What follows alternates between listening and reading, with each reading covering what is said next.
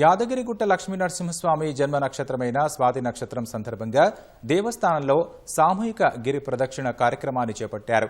తెల్లవారుజామున 5 గంటలకు వైకుంఠ ద్వారం శ్రీ నారసింహుడి మెట్ల దారి వద్ద అర్చకులు భక్తులతో కలిసి ప్రత్యేక పూజలు చేసి గిరి ప్రదక్షిణ ప్రారంభించారు. గిరి ప్రదక్షిణలో భాగంగా భక్తులు 2 కిలోమీటర్లు కొండ చుట్టూ కాలినడకన ప్రదక్షిణలు చేశారు. అనంతరం కొండపైకి చేరుకుని గర్భగుడిలో స్వయంభూ నారసింహుడిని దర్శించుకుని మొక్కులు తీర్చుకున్నారు. అష్టోత్తర శతఘటాభిషేక కైంకర్యాన్ని ఆలయ అర్చకులు అట్టహాసంగా నిర్వహించారు.